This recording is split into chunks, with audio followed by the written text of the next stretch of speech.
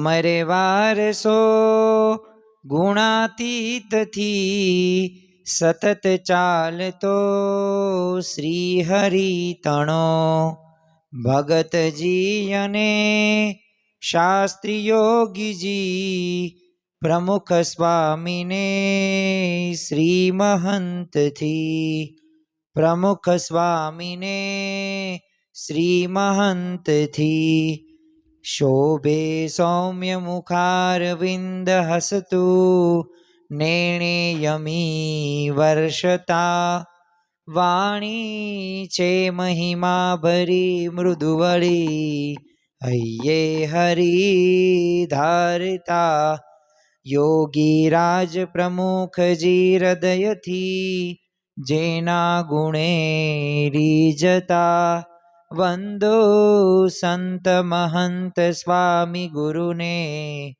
કલ્યાણકારી સદા. શ્રી સ્વામિનારાયણ ભગવાનની જય. અક્ષર પુરુષોત્તમ મહારાજની જય. ગુણાતીતાનંદ સ્વામી મહારાજની જય. પ્રમુખ સ્વામી મહારાજની જય. પ્રગટ ગુરુ હરિ મહંત સ્વામી મહારાજની જય. સુરત અક્ષરધામ મહોત્સવની જય. દરેક દિવ્ય હરિભક્તોને પંચ દિવસીય પારાયણના ભાવ ભર્યા સ્નેહ ભર્યા જય સ્વામી નારાયણ. ગઈકાલે આપણે અધિક માસ અંતર્ગત આ પંચ દિવસીય પારાયણના પ્રથમ દિને સ્વભાવ મૂકવાથી કઈ રીતે ભગવાન પ્રસન્ન થાય છે એની આપણે વાતો કરી. આજે આપણે પંચ દિવસીયના દ્વિતીય દિને આપણે સૌ કોઈ પધાર્યા છીએ, તો આજે આપણે ભગવાનને રાજી કરવા માટે એક નવા ઉપાયની વાત કરવી છે, અને એ ઉપાયનું નામ છે આજ્ઞા પાલન. કોઈ પણ ક્ષેત્રની અંદર કોઈ પણ વ્યક્તિ એ ગમે એટલો આગળ વધે તો એના મૂળની અંદર હોય છે આજ્ઞા પાલન.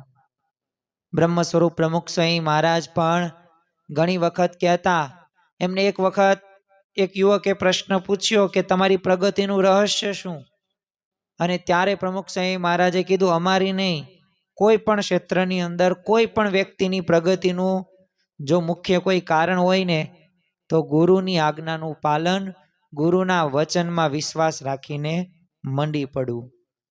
તો એમ આજે પણ આપણે દ્વિતીય દિને ભગવાનને રાજી કરવા માટેનો ઉપાય એટલે કે આજ્ઞા પાલન વિશે વાત કરવી છે. શ્રીજી મહારાજના તે સંદર્ભો લેશું. ગુણાતીતાનંદ સ્વામીએ પોતાની વાતોની અંદર કીધું હોય અને થોડાક પ્રસંગો દ્વારા સમજવાનો પ્રયત્ન કરીશું કે ખરેખર ભગવાન અને સંત એ શા માટે આજ્ઞા પાલનથી રાજી થાય છે. પણ એ પૂર્વે આપણને એક પ્રશ્ન થાય કે આજ્ઞા એટલે શું? તો જો ભગવાન અને વર્તમાન કાળે મહંત સ્વામી મહારાજે ગુણાતીત ગુરુ પરંપરાએ જે આપણને નિયમ ધર્મ આપ્યા, જે આજ્ઞા કરી, તો એ બધાય તે વચનોનું આપણે દ્રઢ રીતે પાલન કરીએ એને આજ્ઞા પાલન કહેવાય. અને એ આજ્ઞા પાલનનું ઉત્તમ સર્વશ્રેષ્ઠ દ્રષ્ટાંત આપણને રામાયણની અંદર રામ ભગવાનમાં જોવા મળે છે. પોતે વચન પાલન હતા, મર્યાદા પુરુષોત્તમ રામ.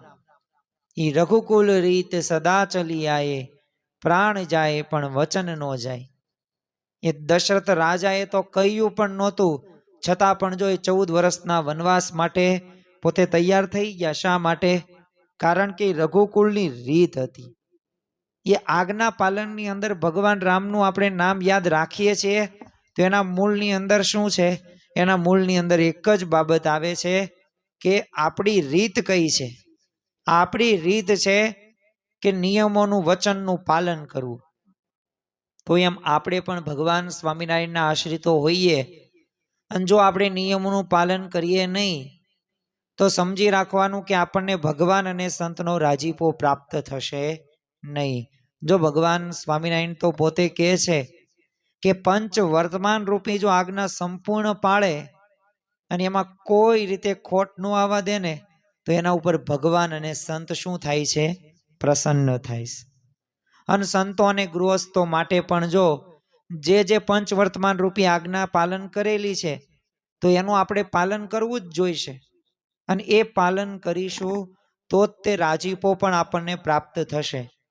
એક પ્રસંગ દ્વારા આપણે સમજવાનો પ્રયત્ન કરીએ કે જો આજ્ઞા પાલન કરીએ તો કેવો ભગવાનનો અને સંતનો રાજીપો થાય છે. તો ઘોઘલા નામનું એક ગામ છે. હવે શ્રીજી મહારાજ વખતનો આ પ્રસંગ છે. તો આ ઘોઘલા ગામની અંદર એક લક્ષ્મીચંદ નામના એક શેઠ રહેતા. હવે પોતે તો પૂર્વના કંઈક પુણ્ય હશે, સારા પ્રારબ્ધ, એટલે એને અનુસાર સંતોનો એમને યોગ થાય છે અને પોતે સ્વામિનારાયણના સત્સંગી બની ગયા. સત્સંગી બની ગયા પણ ભગવાન સ્વામિનારાયણના દર્શન ક્યારેય કરેલા નહીં અને દર્શન કર્યા નહીં અને પોતે કંઈક વેપાર ધંધા અર્થે એ આફ્રિકા જવાનું એમને થયેલું. હવે અજાણી ભૂમિ અને એમાંય તે શ્રીજી મહારાજના બધા આજ્ઞા વચન નિયમ ધર્મ, તો એમાં પોતે દ્રઢ રાખે નિયમ ધર્મયુક્ત જીવન અને એવો સત્સંગ ટકાવ્યો પાછો. એક વખત બ્રહ્મ સ્વરૂપ યોગીજી મહારાજ અમદાવાદની અંદર વિરાજમાન હતા. તો એમાં એક ભક્ત આવે છે, ભરતભાઈ નામના હરિભક્ત. એમના પિતાને લઈને આવે છે. એમને પણ પરદેશ જવાની ઈચ્છા હતી અને જવાનું હતું, એટલે આશીર્વાદ લેવા માટે આવેલા.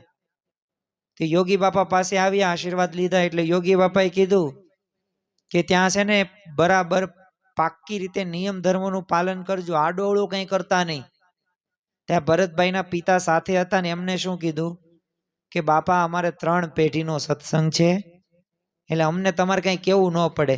તો યોગી બાપા કે 4થી પેઢીએ ઉડી પણ જાય એટલે પેઢી બેઠીને કંઈ ન આવે, હરખી રીતના નિયમ ધર્મનું પાલન કરજો.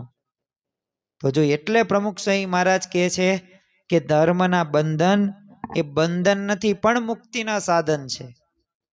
આપણે સર્વ કોઈએ ભગવાન પાસે બેસવું છે.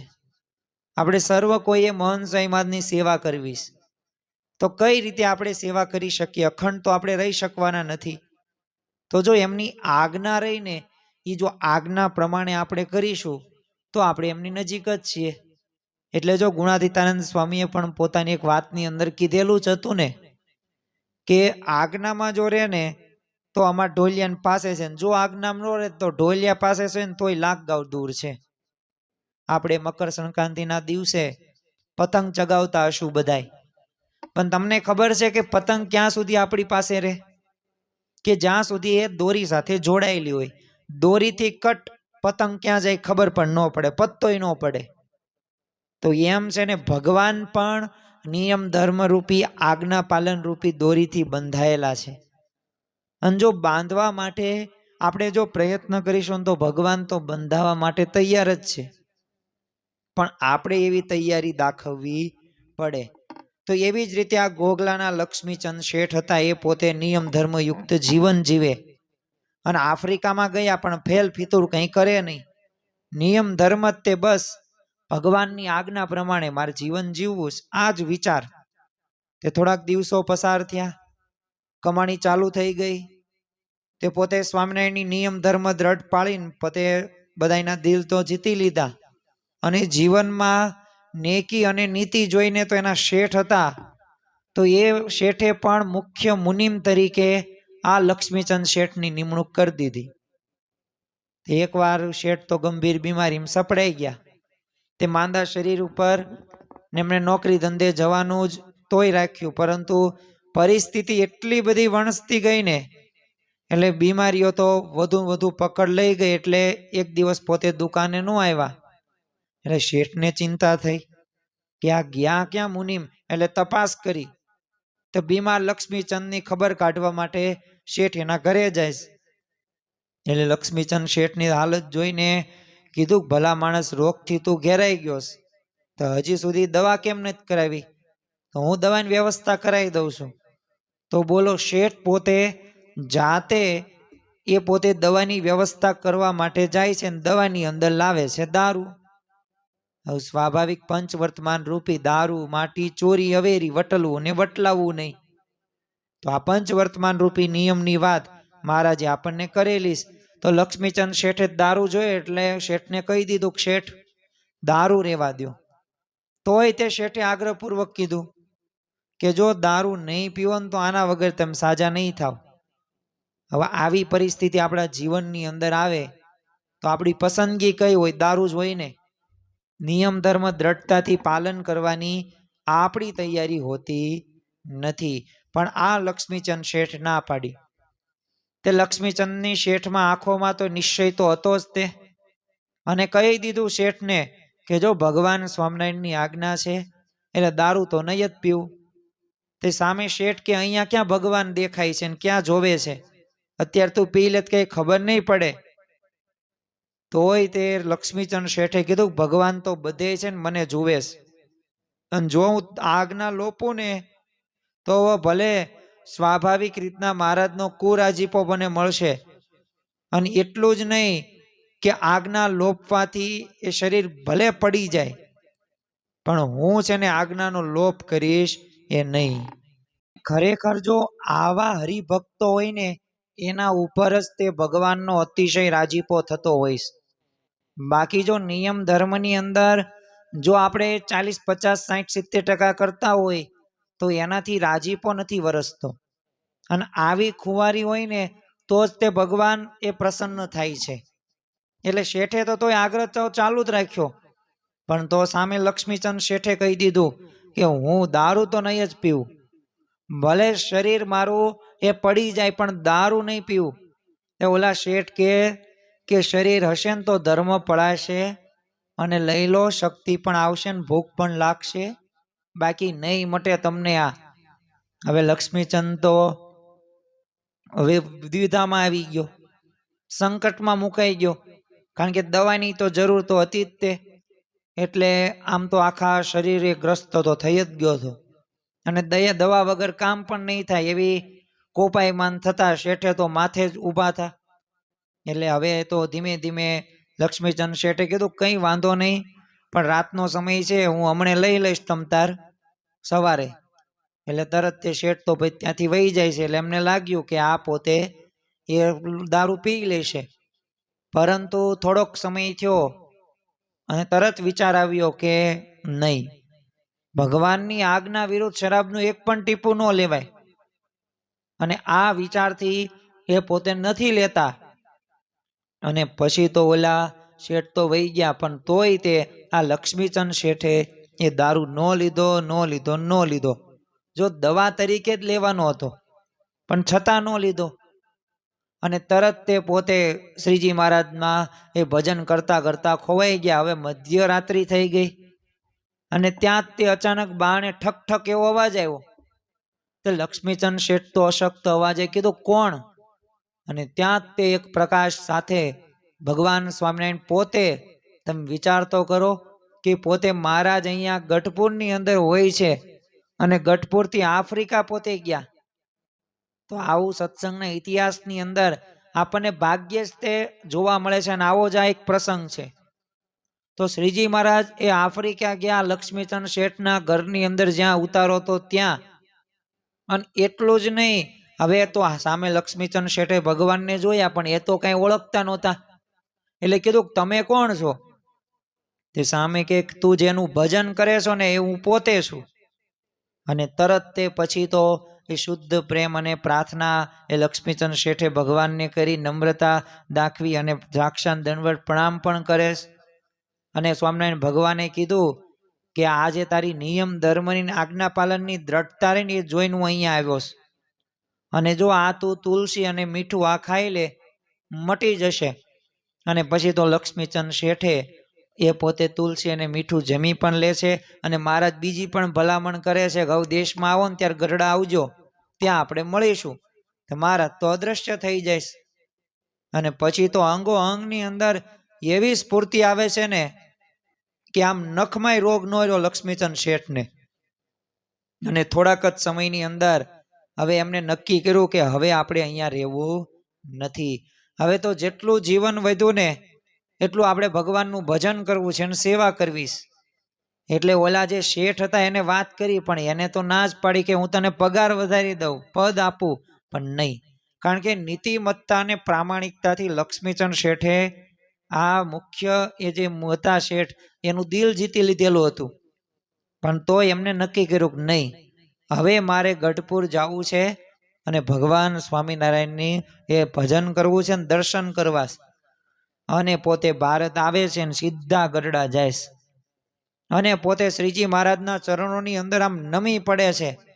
આમ ત્યારે શ્રીજી મહારાજ પણ એ ખરેખરા ત્યારે પ્રસન્ન થાય છે. જો આપણને એક પ્રસંગ દ્વારા ખ્યાલ આવે કે શ્રીજી મહારાજને આજ્ઞા પાલન જે કરે એ ભક્તો ઉપર કેટલો અનહદ રાજીપો પ્રાપ્ત થાય છે. અને જો ખરેખર રાજીપો મેળવવા જેવો છે આવા ભગવાન અને આવા સંતનો, જેને જેને મેળવ્યો છે ને એ પોતે સુખી રહી શક્યા છે. કારણ કે જેમ સૈનિકને એના સરદારનો હુકમ પાળવાનો હોશ આમ જોશ હોય, તો જો એવી જ રીતે આધ્યાત્મિક માર્ગની અંદર તે આપણે જો આગળ વધવું હોય તો આપણે પણ એવો હોશ રાખવો પડે, આપણે પણ એવી ઈચ્છા રાખવી પડે. કારણ કે દર વખતે તો મહંત સ્વામી મહારાજ સાથે આપણે 24 કલાક નહીં રહી શકીએ, પણ જો રહેવું હોય ને તો આજ્ઞા પાલનથી રહી શકીએ છીએ. હવે વીજળી કાયમ આપણી સાથે જ હોય તો અંધારત કદી અટવાય નહીં, અને પાણી કાયમ સાથે તેમ રાખતા હોય તરસનું દુઃખ મટે, અને અન્ન કાયમ સાથે હોય ભૂખનું દુઃખ મટે જ તે. કારણ કે અન્ન કાયમ છે, પાણી કાયમ છે. તો એમ ભગવાન અને સંતને જો આપણે કાયમ રાખીએ ને તો બધાય દુઃખ ટળી જાય, કંઈ પ્રશ્ન ન રહે આપણા જીવનની અંદર. અને એટલે જ તે તમે જુઓ કે આપણા જીવનની અંદર આવા ભગવાનની આવા સંતની પ્રાપ્તિ થઈ છે, તો એમના વચન પ્રમાણે આપણે જીવન જીવવું જોઈએ. અને એટલું જ નહીં, બને એટલું વધુમાં વધુ નિયમ ધર્મનું પાલન કરવું. કારણ કે પ્રમુખ સ્વામી મહારાજ કહેતા, ધર્મના બંધન એ બંધન નથી પણ મુક્તિના સાધનો છે.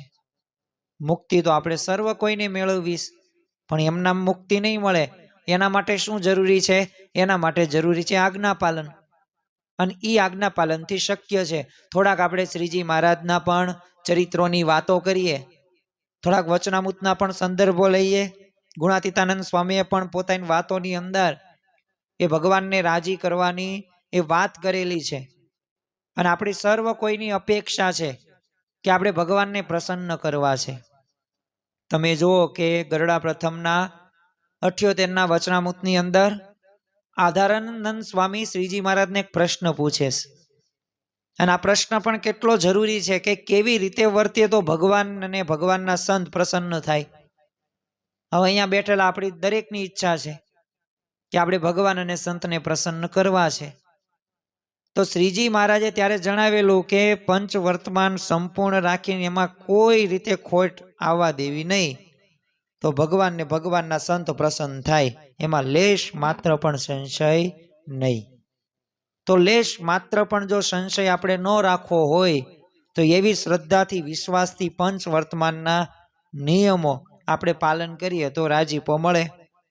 અને જો ત્યાગાનંદ સ્વામીએ તે શ્રીજી મહારાજને એક પ્રશ્ન પૂછેલો કે ભગવાન રાજી કેમ થાય?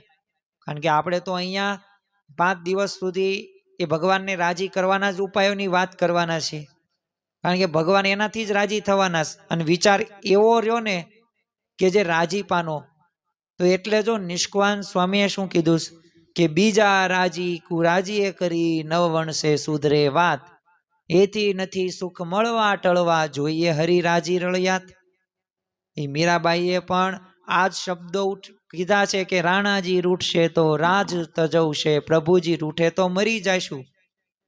એમ ગામના ગમે વ્યક્તિ હોય એ પોતે રૂઠી જશે તો કંઈ ફેર નહીં પડે, પણ ભગવાન અને સંત જો પોતે રૂઠી જશે ને તો આપણે મરી જશું, કલ્યાણના માર્ગમાં મોટું વિઘ્ન આવશે. તો ભગવાન રાજી કેમ થાય? તો શ્રીજી મહારાજે જવાબ આપેલો કે ભગવાન જેમ કે એમ કરવું, અને એ જ ભગવાનને રાજી થઈ અને સાધન છે.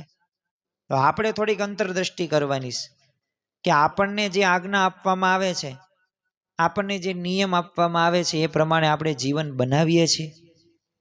ખરેખર શું આપણે જે રીતે પ્રાપ્તિનો વિચાર કરવાનો છે એ પ્રાપ્તિનો વિચાર આપણે કરીએ છીએ? જો સ્પષ્ટ આપણને ભગવાનની આજ્ઞા પાળવાની વાત કરે છે ને એનાથી રાજીપાની કમાણી આવશે.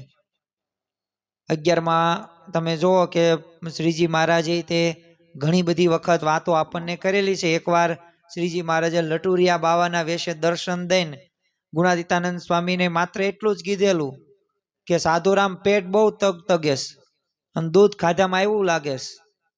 આટલા ખાલી વચનો મહારાજના હતા, અને ત્યારથી ગુણાતીતાનંદ સ્વામીએ એ દૂધ અને ઘી ખાવા ઉપર પ્રતિબંધ કરી નાખ્યો, અને અંત સુધી જીભ ઉપર દૂધનું ટીપું ન મૂક્યું. તો જો આ વિચાર હોય ને તો શક્ય છે. તો એમ આપણે તે આપણા જીવનની અંદર આવી દ્રઢતા આપણે રાખવાની છે. ગુણાતીતાનંદ સ્વામી પણ પોતે કહે છે કે આજ્ઞા લોપીને ઘી ખાઈએ ને તો ભગવાન રાજી કેમ રહેશે? નહીં જ રે, અને બીજા મનુષ્યને રાજી નથી કરવા, આ તો સ્વામિનારાયણને રાજી કરવા છે. અને એમ ન ગમે એવું ન કરે ત્યારે રાજી થાય. પણ આપણે તો મન ધાર્યું કરીએ.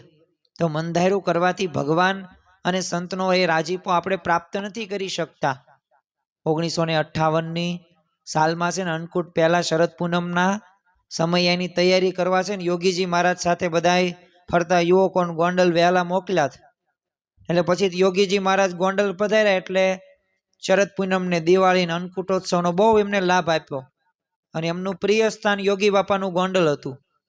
એટલે પછી કોલેજ ખુલતી હતી એટલે ડૉક્ટર રમણભાઈ, એટલે કે અત્યારે સદગુરુ સંત એવા પૂજ્ય ડૉક્ટર સ્વામી, એમનું પૂર્વાશ્રમનું નામ રમણભાઈ હતું, પોતે પરત ફરી રહ્યા હતા. અને યોગીજી મહારાજે કીધું કે આપણે કેટલા દિવસ ભેગા રહ્યા. ત્યાં આ ડૉક્ટર રમણભાઈએ યોગીજી મહારાજ ગોંડલ પધાર્યા ત્યારથી દિવસો બધા ગણી બતાવ્યા.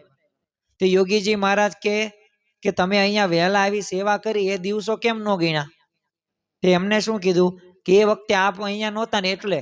તે યોગીજી મહારાજ કે આજ્ઞાથી સેવા કરીને તો સાથે જ છીએ.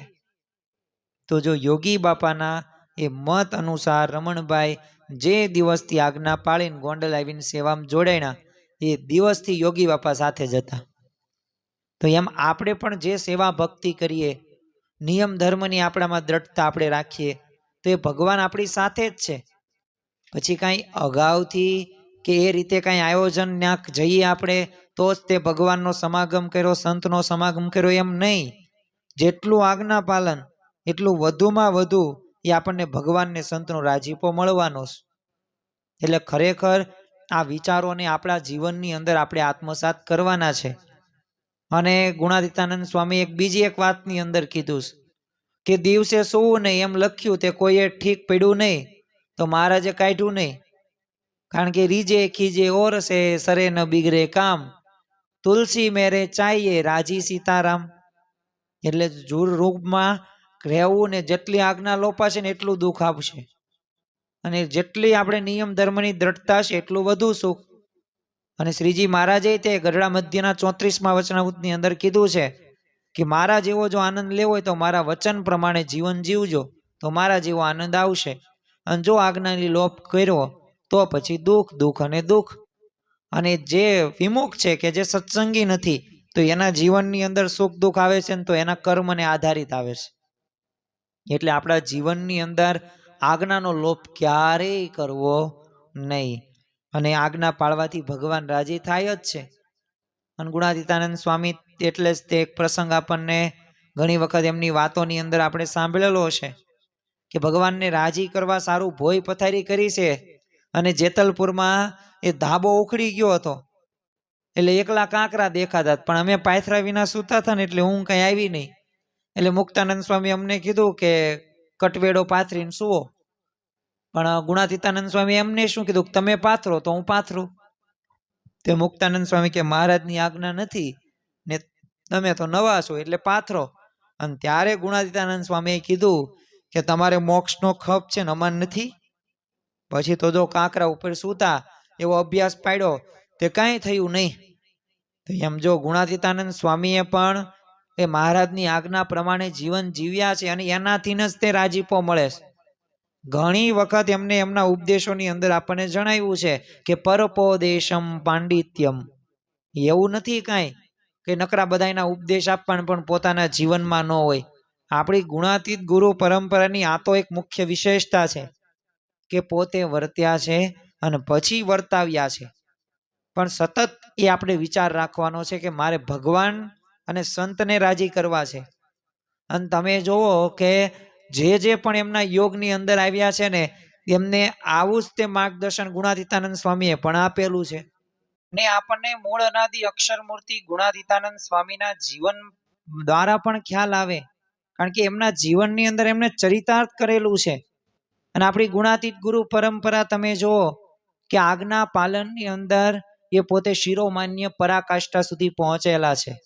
તમે જુઓ કે શ્રીજી મહારાજને જુનાગઢમાં મંદિર કરવું હતું તો બધા સાધુઓને ત્યાં મોકલવા નતા, પરંતુ પથ્થરિયું પાણી, પાછી નવાબી રાજ અને નાગરોની હાંક, પાછા પાણા વડે તે પાણો ભાંગવો પડે એવી સ્થિતિ. હવે આવી હાડમારીના લીધે ત્યાં કોઈ જવા માટે તૈયાર નહોતું થતું. અને એ વખતે મહારાજની આજ્ઞા ઝીલી અને તમે જો કે સ્વામી પોતે જુનાગઢ ગયા. અને શ્રીજી મહારાજની તો ઘણી બધી આજ્ઞાઓ એ ઘણી બધી રીતે એમને પાળેલી છે અને પોતે રાજીપો પ્રાપ્ત કરેલો છે. એટલે જ તેજો ગુણાતીતાનંદ સ્વામી પોતાની એક વાતની અંદર કહે છે કે હવે તો નિયમ રાખવાને ત્યાગ પાળવો એ ઉપર રાજીપો છે. મોરીએ જમાડ્યા તે તો મહારાજને અર્થે બહુ દાખલા કર્યા, એટલે મહારાજે રાજી થઈને જમાડ્યા. પણ બ્રહ્મચર્ય રાખવું અને 12 વાગ્યા વિના ખાવું નહીં, અને રાત્રે 12 વાગ્યા વિના સૂવું નહીં. અને તો જ મહારાજ રાજી થાય. અને ગુણ વિનયને સેવા કરવાનું જેનું અંગ હોય એને પંચ વિષયમાંથી આસક્તિ એ મટી જાય, મોટા રાજી પણ એ થાય છે. તો ખરેખર આ રાજીપો રહ્યો ને જરૂરી છે આપણા જીવનની અંદર. લોયાના ચોથા વચનામૃતની અંદર શ્રીજી મહારાજે વાત કરી કે પોતપોતાના ધર્મમાં રહીને જે રીતની ભગવાનની આજ્ઞા હોય તેને રાજી થકા પાળવી, પણ પોતાનું ગમતું કરવા, સારું કોઈ રીતે મૂંઝાવવું નહીં. તો આવી રીતે આપણા જીવનની અંદર મનગમતું આપણે મૂકી દઈએ, ભગવાન અને સંતનું આપણે ગમતું કરીએ. કારણ કે આપણો જીવ કરોડો જન્મ જો પોતાનું મન ધાર્યું જ કરીએ છીએ આપણે, અને મનગમતા વિષયોની અંદર જ તે આપણે ભોગવ્યા પણ છે અનંત જન્મોથી. તો એ મન ધાર્યા આપણે સાધનો કર્યા છે તો મૂકવાની આપણે એ ટેવ પાડવી પડશે. અને ખરેખર એ ટેવ પાડીશું તો આપણે ભગવાનને પામી શકીશું. એટલે જો મુક્તાનંદ સ્વામી પણ પોતે કહે છે, મેલ મન તાણ ગ્રહી વચન ગુરુદેવનું, સેવતું રૂપ એ શુદ્ધ સાચું, મન મત થઈને તું કોટી સાધન કરે, સદગુરુ શબ્દ વીણે સર્વે કાચું. તો આવા ભગવાન અને આવા સંતની પ્રાપ્તિ થઈ તો હવે એમના વચન પ્રમાણે આપણે આપણું જીવન બનાવવાનું છે. અને ખરેખર આજ્ઞા પાલનથી રાજીપો લેવામાં મોટું વિઘ્ન હોય ને તો એ અન્યની છે ને મોહબ્બત ન મૂકે ને એ જ છે. કારણ કે મારે તો ઘણોય નિયમ પાળવો, પણ હું શું કરું? હવે એમ ના ન પાડી શકાય. એવા રોદડા રોવીએ ને એટલે આપણને સ્વાભાવિક રીતે ભગવાનને રાજી નથી કરી શકતા. એટલે જો ગુણાતીતાનંદ સ્વામી એક વાતની અંદર પોતે કહે છે કે ભગવાનને રાજી કરવા હોય ને તો ભગવાનના એકાંતિક સાધુન વશ થવું. કારણ કે એ જણ જણ મક્કા મન રાખતા, વેશ્યા રહી ગઈ વાંજણી. એટલે જેને ભગવાનને રાજી કરવા હોય ને તો બધાની મોહબ્બત એ ન રખાય, એક ભગવાન અને સંતની જ રખાય. એ પતિવ્રતા એ જે નિષ્ઠા રહી એ એકડાના સ્થાને છે નિષ્ઠા. તો એના લીધે આપણા જીવનની અંદર એ આપણને સુખ આવે અને આપણે આગળ વધી શકીએ. તમે જો ગુણાતીતાનંદ સ્વામીને અયોધ્યા પ્રસાદજી મહારાજે સોનાના થાળમાં જમવાની વાત કરી તો ત્યારે સ્વામીએ શું કીધું કે શ્રીજી મહારાજની આજ્ઞા નથી. તેમને આગ્રહ ઠુકરાવી દીધેલો. તો અયોધ્યા પ્રસાદજીએ પણ સ્પષ્ટ કહી દીધો કે મારે તમારી આજ્ઞા પાળવી તમારા બાપની. તે રઘુવીર મહારાજને પણ સ્વામીએ તો સ્પષ્ટતા કરી દીધેલી કે મને જો ખબર પડે ને કે તમારા શિગ્રામમાં એ 6 મહિનાની બાળકી છે તો જુનાગઢ મંદિરના દરવાજા ને તમારા સારું બધા બંધ થઈ જાય. તો જો સ્વામીએ કોઈની મોહબ્બત નહોત રાખી, એક જ મોહબ્બત બસ ભગવાનની આજ્ઞાની. એ ભગવાનને રાજી કરવા એ પ્રકારનું જીવન આપણે જીવીએ ને તો અવશ્ય ભગવાનનો રાજીપો પ્રાપ્ત થાય. અને એટલે ગુણાતીતાનંદ સ્વામી કહે છે કે વિષય લોપી નાખતા હોય અને મોટા એને રાજી કર્યાનો શું ઉપાય? તો એ પ્રશ્નનો ઉત્તર કયો? મોટાની અનુવૃત્તિ હોય એ પ્રમાણે આપણે કરીએ તો રાજીપો આપણને પ્રાપ્ત થાય. અને આજ્ઞા પાલક પર ઓળઘોળ થઈ જતા હોય ને એમ ગુણાતીતાનંદ સ્વામી તો ત્યાં સુધી કહી દે છે કે એક તો ભગવાનની આજ્ઞા પાળવી, બીજું સંતનું સ્વરૂપ અને ત્રીજું ભગવાનનું સ્વરૂપ સમજવું. અને એ વાતથી ભગવાન રાજી રાજી રાજી. અને પાછું 3 વખત ધન્ય ધન્ય અને ધન્ય પણ છે. તો ખરેખર આવા ભગવાનને આવા સંતની આપણને પ્રાપ્તિ થઈ છે. તો આપણા જીવનની અંદર નિયમ ધર્મની આપણે દ્રઢતા રાખીએ. એક નારી સદા બ્રહ્મચારી. સત્સંગ દીક્ષાના એ શ્લોક પ્રમાણે આપણે આપણું જીવન બનાવીએ. અને એટલું જ નહીં, આ રાજીપાનો વિચાર, આ આજ્ઞા પાલનનો વિચાર એવી શુરવીરતા ભરું આપણે અંગ રાખીએ કે આપણી ઇન્દ્રિયો અંતઃકરણ છે ને એ આપણાથી થરથર આમ ધ્રુજે, કાંપે. અને ગમે તેમ થઈ જાય પણ મારે આજ્ઞાનો લોપ કરવો જ નથી. જો આપણે આટલું સમજી જઈએ ને તો અવશ્ય આપણને રાજીપો પ્રાપ્ત થાય છે. અને ગઢડા પ્રથમના 76મા વચનામૃતની અંદર કીધું છે કે જેને પંચવર્તમાનમાં કોઈ વાતે ખોટ ન હોય અને ગમે એવા વચનને ભીડામ લઈને એનું ગમતું મુકાવીને અમારા ગમતામાં રાખીએ તો પણ કોઈ રીતે દેહ પર્યત મૂજાય નહીં. અને એવા હરિભક્ત ઉપર અમારે વગેર કર્યું છે સહેજ સહેજ એ હેત થાય છે. તો હેતનું મુખ્ય કારણ એ પંચવર્તમાનની અંદર દ્રઢતા. તો આજના દિવસે આપણે મહારાજ સ્વામીના ચરણોમાં પ્રાર્થના કરીએ કે અમારા જીવનની અંદર આ આજ્ઞા પાલન અમે વિશેષ રીતે કરી શકીએ. તમે જે નિયમ ધર્મયુક્ત જીવન એ જીવવાનું કીધું છે તો એ પ્રમાણે અમારું જીવન બને અને મન કર્મ વચને એ તમારામાં જોડાઈને રાજી કરી શકીએ એ જ આજના દિવસે પ્રાર્થના. શ્રી સ્વામિનારાયણ ભગવાનની જય. સ્વામિનારાયણે નારાયણે નારાયણે સ્વામિનારાયણે નારાયણે નારાયણે સ્વામિનારાયણે સ્વામિનારાયણે સ્વામિનારાયણે સ્વામિનારાયણે સ્વામિનારાયણે નારાયણે નારાયણે. શ્રી સ્વામિનારાયણ ભગવાનની જય.